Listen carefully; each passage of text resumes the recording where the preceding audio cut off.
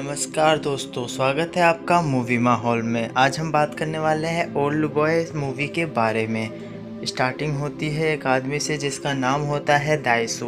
ये पेशे से एक बिजनेसमैन होता है और आज इसकी लड़की का जन्मदिन होता है, लेकिन इसकी हरकतों और दारू पीने की वजह से ये पुलिस के पास बैठा होता है।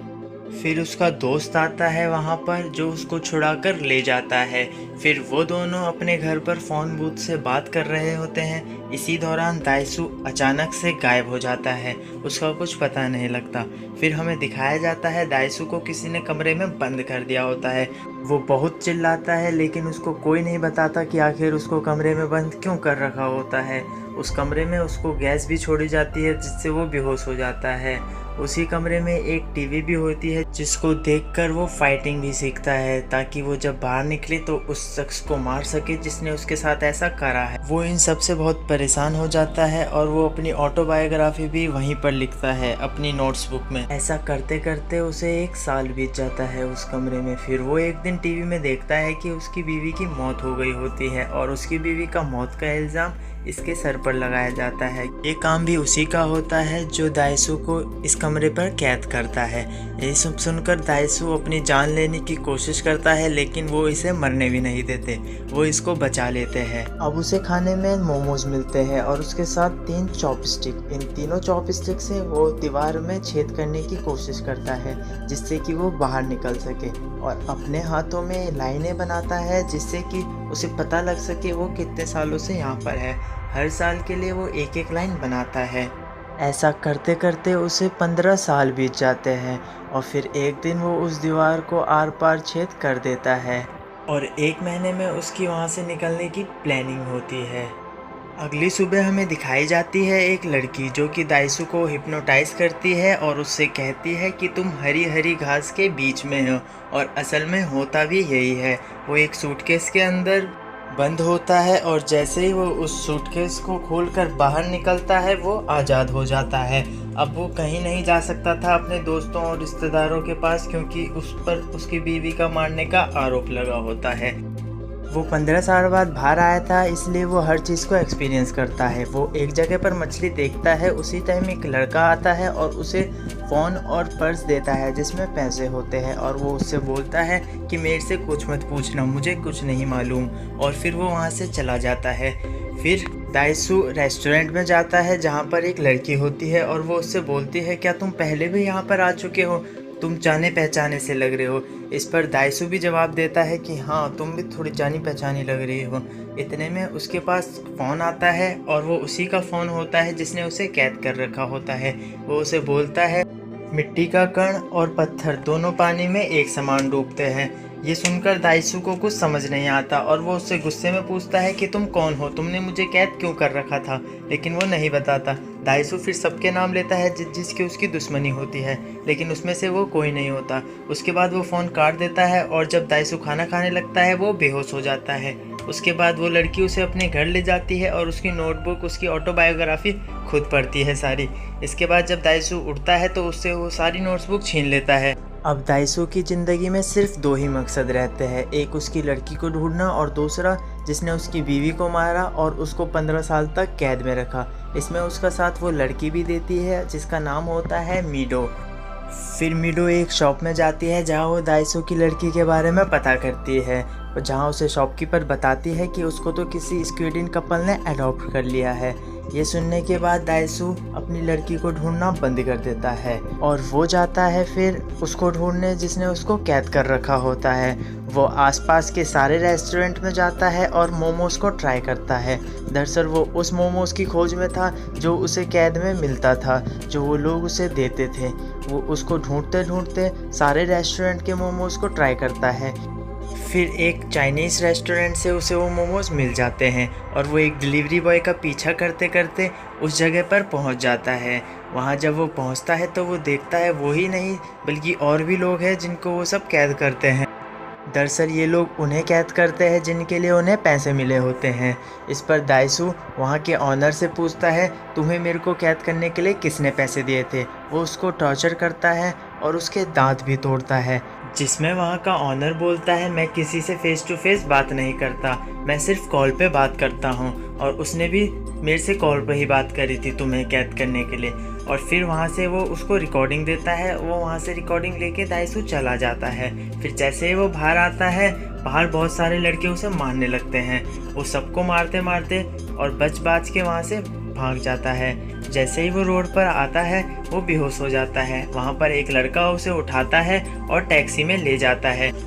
फिर वो टैक्सी ड्राइवर को मीडो का एड्रेस देता है और उसे वहाँ पर छोड़ने को कहता है, और दाइसू को बोलता है वो ओ दाइसू। दरअसल दाइसू का पूरा नाम ओ दाइसू होता है। फिर वो दाइसू समझ जाता है कि यही वो लड़का है जिसने मेरे को कैद करवाया होता है। जितने में वो कुछ उससे बोलता उतने में ही वो टैक्सी निकलने लग जाती है, और फिर वो मीडो के घर होता है जहाँ पर उसको पट्टी बंधी होती है, और वो रिकॉर्डिंग सुनता है जिसमें एक लड़का जेल के ऑनर से बोलता है कि दाइसू को 15 साल तक कैद में रखना है, लेकिन वो मरना नहीं चाहिए। जिस पर ऑनर पूछता है वजह बताओ। इस पर वो लड़का कहता है कि वो बहुत बकबक करता है। इस पर दाइसू हैरान हो जाता है और सोचता है कि मैं 15 साल तक इसलिए कैद था क्योंकि मैं बकबक करता हूँ। फिर वो अपने दोस्त के वहाँ जाता है जो हमें शुरुआत में दिखाया जाता है। उसका खुद का साइबर कैफ़े होता है। फिर उन दोनों की मुलाकात होती है और उसका दोस्त उससे कहता है कि हो ना हो कोई अपना ही है जो तुम्हें धोखा दे रहा है। उसके बाद वो दोनों अपने कंप्यूटर पे मीडो का मेल चेक करते हैं, जिस पे एवरग्रीन का एक मेल आया होता है। उस पर लिखा होता है तुम्हारे ऊपर जो केस था अब तुम उससे आज़ाद हो। वो उससे उसका एड्रेस निकाल लेते हैं। फिर दाइसू उस एड्रेस पर जाता है और उसे वहाँ पर एवरग्रीन मिलता है जिसका असली नाम ली वो जिन होता है। वो उसको मारने लग जाता है, लेकिन वो उसको अपना सीना दिखाता है और बताता है कि मेरा हार्ट का ऑपरेशन हो रखा है और मेरे अंदर पेसमेकर है। पेसमेकर हार्ट के पेशेंट को लगाया जाता है, और वो बताता है कि मैं अपने इस ट्रिगर से इसको कंट्रोल कर सकता हूँ, और अगर तुमने मुझे मारने की कोशिश करी तो मैं इसको दबा दूंगा और मर जाऊंगा, और फिर तुम्हें पता भी नहीं चलेगा कि मैंने तुम्हें 15 साल तक कैद क्यों कर रखा था। और फिर जिन उससे बोलता है कि तुम्हारे पास 5 दिन का वक्त है, पता करो कि मैंने तुम्हें कैद क्यों कर रखा था, वरना मैं तुम्हारी मीडो को मार डालूंगा। फिर हमें दिखाया जाता है कि जेल के ऑनर ने मीडो को कैद कर रखा होता है। दाइसू वहाँ पर भाग के आता है और उसको बचाने की कोशिश करता है। दरअसल वो दाइसू को वैसे ही टॉर्चर करना चाहता था जैसे दाइसू ने उसको करा होता है, दांत तोड़कर। लेकिन उतने में ही एक आदमी आता है और उसको पैसे देता है, बोलता है दाइसू को छोड़ दो, और फिर वो लालच के मारे उसको छोड़ देता है। लेकिन दाइसू उसको जाते जाते बोलता है मैं तुम्हारे हाथ काट दूंगा जिन हाथों से तुमने मीडो को छुआ है। और मीडो और दाइसू के बीच प्यार होने लग जाता है और वो दोनों एक दूसरे के बीच संबंध भी बनाते हैं। अगले दिन उनके घर पे एक गिफ्ट आता है जिसमें उसी ओनर का हाथ होता है जिसको दाइसू बोलता है तुम्हारे हाथ काट दूंगा। फिर इसको देखकर दाइसू को शक होता है, उसे लगता है हमारी बातें कोई सुन रहा है। फिर वो जाता है एक दुकान में जहाँ पर वो अपनी सारी चेकिंग कराता है। फिर उसके जूते में से एक चिप मिलती है जिसके थ्रू जिन उसकी सारी बातें सुनता है। फिर वो उस चिप को तोड़ देता है और चला जाता है जिन का पता करने। दरअसल उसको उसकी शक्ल पता होती है लेकिन उसका नाम नहीं। फिर उसको पता चलता है ये तो वही जिन होता है जो उसके साथ स्कूल में पढ़ा करता था। उसकी एक बहन भी होती है। फिर दाइसू को पूरी स्टोरी याद आती है कि कैसे उसने बचपन में जिन की बहन को किसी के साथ इंटीमेट होते देख लिया था, और वो ये सारी बातें अपने एक दोस्त को बता देता है, और उसका दोस्त वो सारी बातें पूरे स्कूल में फैला देता है। इन सब से तंग आकर जिन की बहन सुसाइड कर लेती है। यही वजह होती है जिससे जिन दाइसू को 15 साल तक कैद में रखता है। फिर हमें दिखाया जाता है दाइसू जिन के घर आ जाता है और जिन को मालूम पड़ जाता है कि उसे सब कुछ पता चल गया है अब। और फिर जिन दाइसू को एक एल्बम दिखाता है जिसमें उसकी फैमिली होती है और उसकी लड़की होती है, और कोई नहीं बल्कि मीडो होती है। ये देखकर दाइसू को बहुत बुरा लगता है। वो सोचता है मैंने कितना बुरा करा है, और वो जिन ही होता है जो दाइसू और मीडो को रेस्टोरेंट पे मिलवाता है। दरअसल जिन दाइसू को एक टाइप का हिप्नोटाइज कर देता है जिससे कि जब मीडो उसे टच करती है रेस्टोरेंट पे तो वो वहीं पर बेहोश हो जाता है, और फिर मीडो उसको अपने घर लेके जाती है। और फिर यहीं से स्टार्ट होती है इन दोनों के मिलन की कहानी। और फिर दाइसू जिन से भीख मांगता है कि वो ये सब उसकी बेटी को ना बताए, नहीं तो उसको बहुत बुरा लगेगा, और वो अपनी जीभ भी काट लेता है क्योंकि उसको जिन की बहन की बात फैलाने पर पछतावा होता है। फिर जिन वहाँ से जाने लगता है और उसको वो पल याद आता है जब वो अपनी बहन को बचाता है सुसाइड करने से, लेकिन उसकी बहन उसका हाथ छोड़ देती है और पानी में गिर जाती है और सुसाइड कर लेती है। और फिर जिन अपने आप को भी गोली मार देता है। दरअसल उसका यही मकसद होता है अपनी बहन के लिए बदला लेना, क्योंकि उसका मानना होता है मिट्टी का कण और पत्थर दोनों पानी में एक समान ही डूबते हैं। इसलिए वो दाइसू को 15 साल तक कैद में रखवाता है क्योंकि उसने बात फैलाई होती है।